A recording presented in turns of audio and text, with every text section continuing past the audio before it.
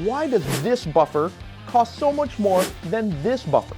So we built out this buffer tube and tried out a dozen different options, included braided and flat wire springs, captured systems, and even adjustable and hydraulic buffers to try and find out if these options are worth the upgrade for you.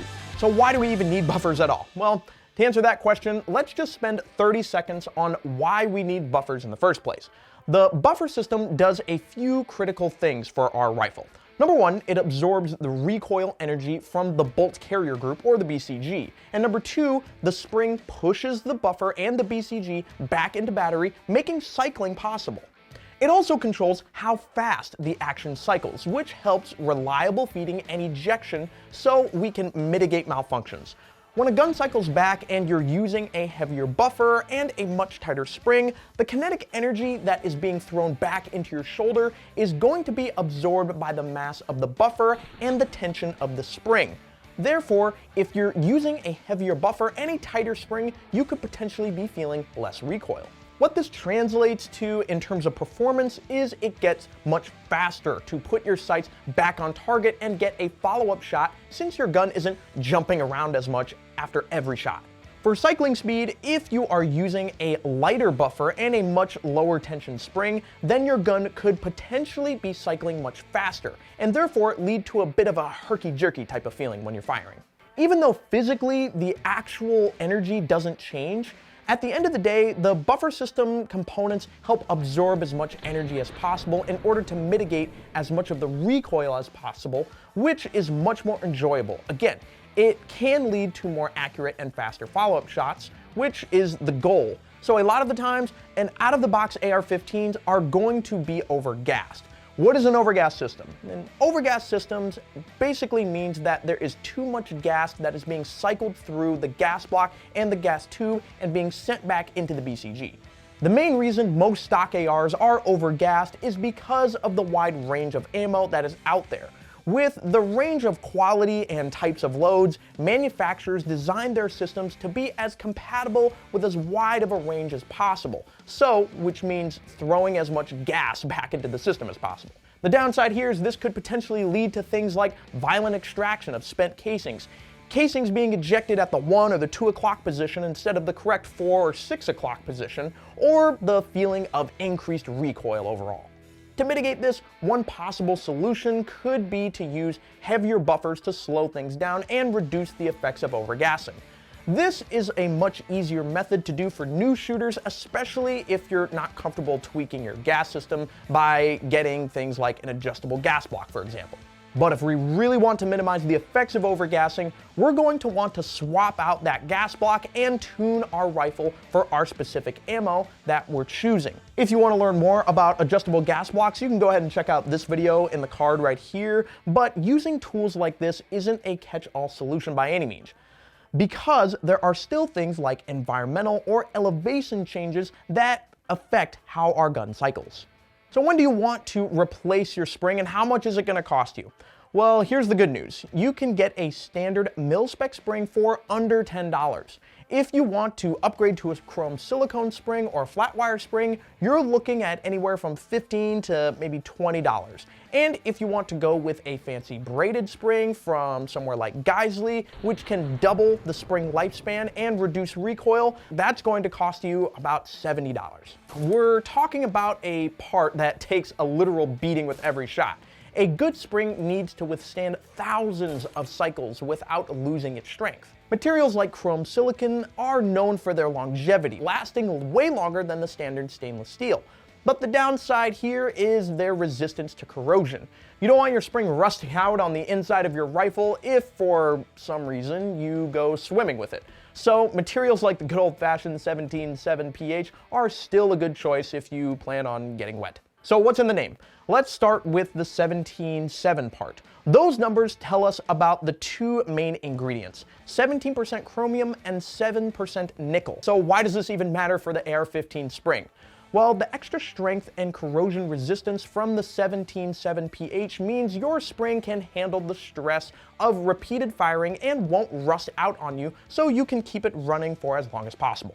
Let's do a quick spec rundown, and if we're talking about the standard Carbine spring, it's usually going to be about 10.5 inches long and have around 39 coils. And remember, if your spring is anywhere shorter than 10 and 1/16 inches, then it's probably time to throw it out, because you're going to notice some decrease in the tension of the spring.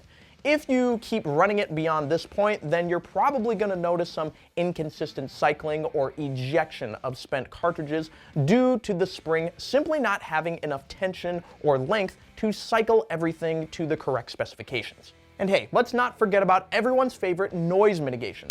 Some springs are specifically made to cut down on that annoying twang sound you might hear. It might seem minor, but trust me, it does make a difference in your shooting experience, or even if you find yourself dry firing or racking your gun a lot. In the case of flat wire springs, they trim down on the noise because they have better linear compression due to the coils being flat rather than round. This means that they can store a larger amount of energy in a relatively small space because the wires are coiled up much tighter, leading to less overall expansion and therefore less strain on the spring and less noise. Now, you might be the person that says, I'm shooting a gun. I literally don't care about how annoying the twang sound because it's a gun. It's gonna be loud. And I totally understand that point of view, but if you're someone who dry fires a lot and just wants things to be really nice and quiet, then you're definitely gonna want to be looking at something like a flat wire spring, or even a more upgraded version like a silent captured spring that can really turn down the volume on that spring rattling around. But we'll get into those in just a little bit. Now that we talked about springs, let's go ahead and move into talking about the buffer itself, because upgrading this guy can do a lot of the same things that an upgraded spring can, while giving us even more flexibility. Of course, we have Mil-Spec buffers, and if you own an AR, you probably have seen one of these guys before. They come in at 3 different weights, so you can swap them out depending on what ammo or caliber that you're shooting, or how long your barrel and gas system is. If you don't know what the proper weight you should be using, you can check out this video right here, but I wouldn't consider any of these buffers upgrades as much as swappable components that you choose from to help tune your AR better. A big step over Mil-Spec buffers are hydraulic buffers, which can be found from anywhere from $140 to $160 in their price range.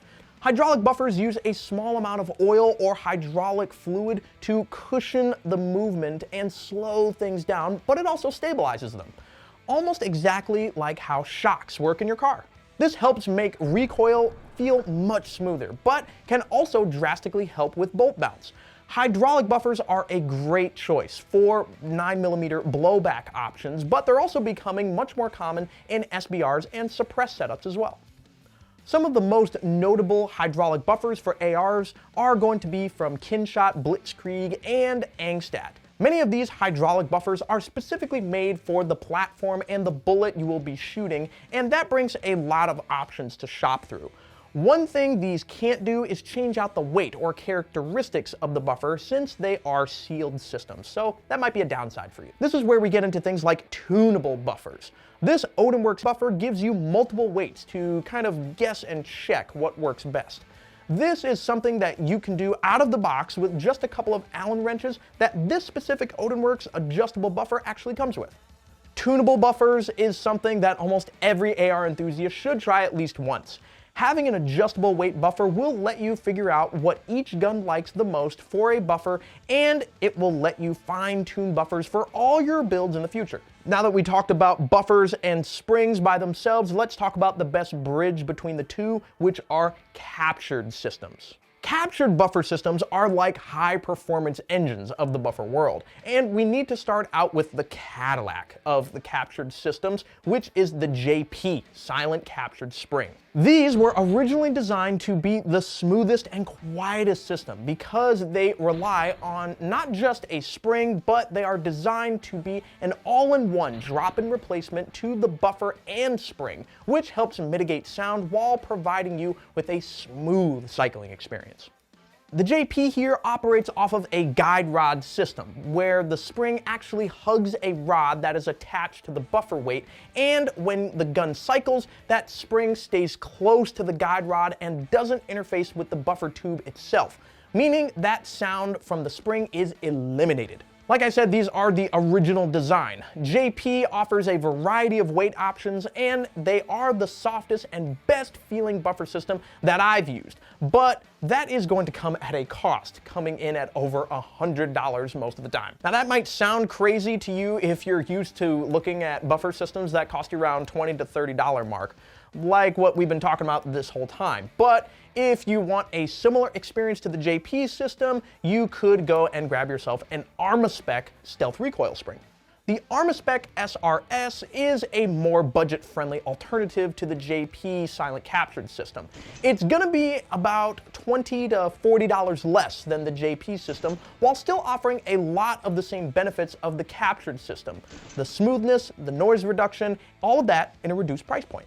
The similarities between these two are they both offer a smoother and reduced felt recoil impulse, as well as eliminating the always annoying twang sound.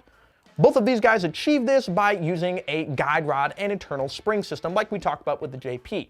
They both look similar, but they're actually quite a bit different. The JP operates off of a single spring, while the SRS operates on a two-stage or dual spring system. This design, in theory, adds a further level of dampening on the recoil, but compared to the JP, this one still feels a bit rougher, at least to me. But to be honest, the differences are really hard to spot unless you're shooting them back to back. Now, this isn't the catch-all option for everyone all the time. After all, you could get a buffer and a spring combo for $35, and that would probably suit you just fine. If you're using a rifle-length buffer tube, you're going to have to get some spacer weights in order for this to work and to be fully compatible with your rifle. And if you're like me and you're huge fans of things like the Law Tactical or the Sullivan Arms adapters, then you're going to have some problems with compatibility, since these won't work for those systems most of the time. So again, these are nice, but they're definitely not for everybody. So now we know that the buffer system is really important, and there's lots of fancy options out there, but what buffer system do you use? Let me know in the comments, and if you don't know, especially if you're first starting out with an H1, an H2, an H3 buffer, and you don't want any of these fancier options, then we made a complete breakdown that explains exactly which buffer you ought to be using right here, so take a look.